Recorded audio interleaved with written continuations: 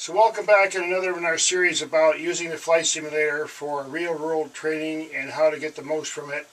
And what I do is I make a lot of simulated flights, and I have commentary about what I'm doing and why. And today I'm going to start a series that's going to be a complex multi-leg scenario, and I'll try to make it like each leg is about 10 minutes in length, so if you watch the whole series it'll be 3. And I'm going to do a very typical cross-country where you go from one airport at least 50 nautical miles to a distant airport, and then you go to a third airport and you have an alternate airport in mind, and you compute the weight and balance and your fuel use and all those kind of things, and you learn to navigate by using the charts. Now, to start with, the weight and balance, there's a lot of calculations that we need to do to figure out whether our plane's going to last, in fuel, and whether it's carrying too much weight, and what the center of gravity is. So what I did was I set this thing up, I calculated the number of miles and added a bunch and plus my reserve. So I got plenty of fuel on board, but I also have a fairly heavy passenger load. And my gross weight is almost 2,700 pounds, and the maximum gross weight is 28. So what I'm going to do is I'm going to take off with this thing with stiff crosswinds, and we're going to burn fuel en route. And what I did was I looked at the chart and I made a triangle between my airport of origin in Great Barrington, Massachusetts, up to a little airport, Mount Snow, at almost 2,000 feet in altitude, so I have that to calculate, and then across over to an airport in upstate Massachusetts named Morse State, and then back to Great Barrington. Now I have a number of alternatives in here, and I put in my best VOR numbers for. I have 2 VORs that I can use really to help position myself, and it's a good thing to have an option, not just one VOR, because one might be out or you can't receive it because of altitude. And I look at my chart and I know that the very minimum clearance is 4,100 feet, and that's because there's some hills around the area. So I figure if I go up to 5,000 and on easterly course, I'm going to go 5,500. I have to cross a ridge, and there's a lot of things that you have to think about when you do a cross country. So what I'm trying to do is demonstrate this. I've never actually done a cross country in real life, and someday I will very soon actually. So I'm going to demonstrate this, and what I've done is I set the computer up already, and my airplane is on the field, and we're just going to start that right now. Now there is a crosswind coming off from my left, so this is going to be tricky, and also have a full load. Now I've done this airport before in real life in small planes. I put my full flaps on, I put my feet on the floor, and a little bit of right rudder, and I really want to get this thing going because I got to get off on this 2,600 feet runway.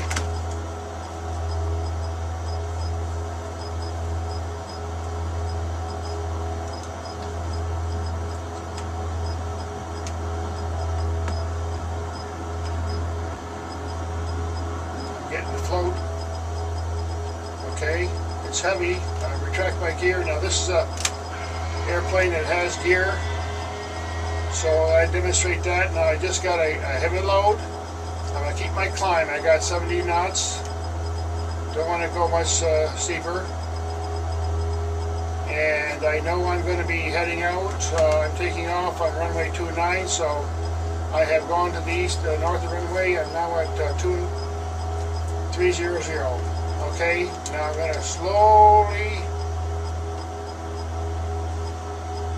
go out toward my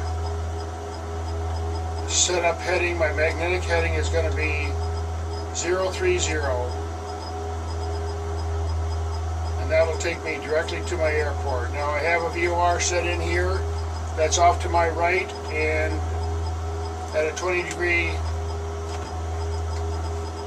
bearing from that VOR at a certain distance is the field that I want to go to.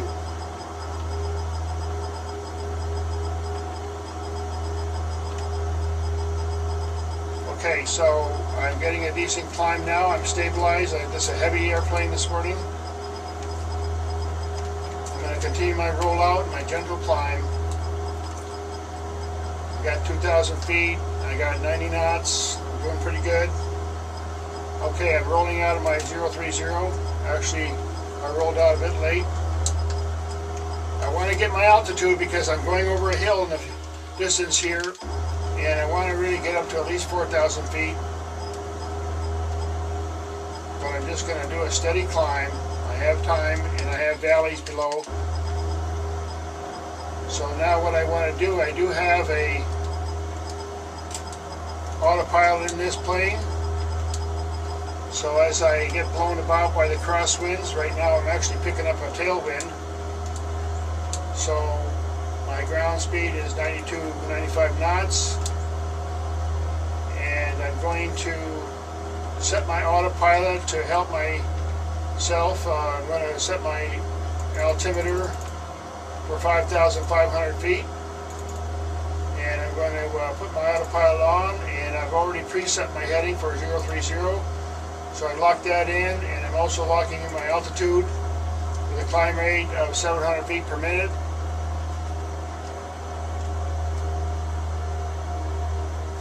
Got 110 knots. Okay, I'm in a climb. So what I'm going to do now is I'll probably pause this for a bit and get further down the road here and approach my airport. Okay, I'm still climbing, and I have not reached my 5,500 feet. I have set the simulator for a higher speed demonstration just because I want to demonstrate this quickly. I got my heading at 030. I'm coming up on 5,200 feet. I'm going to stabilize at that altitude and back up my throttle.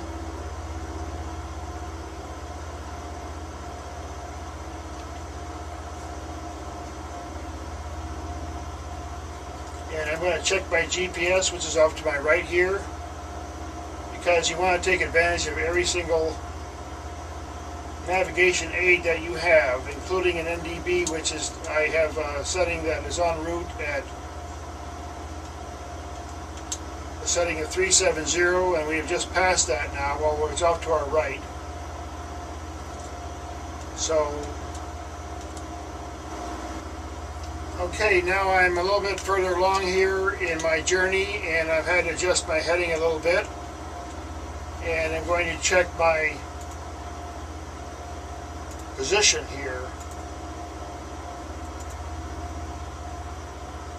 So what I know is that I need to be at the heading of 020 from that 115.1 at a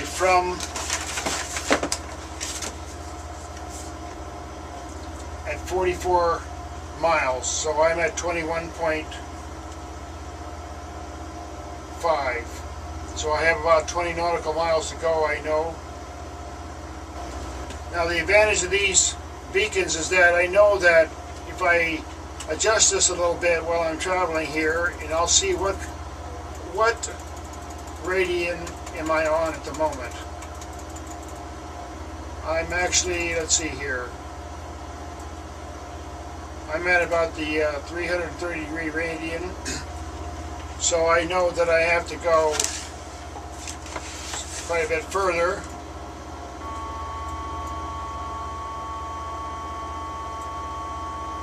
To the 020.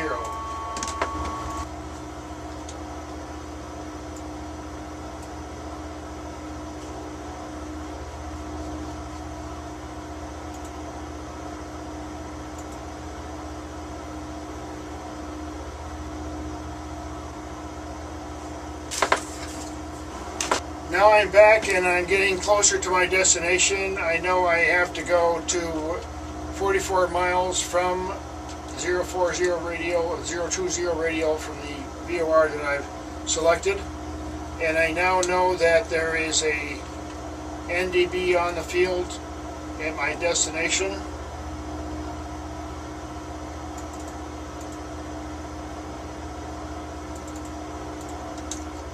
And I'm going to set that, and I'm just going to head on out. I have my autopilot set with my heading.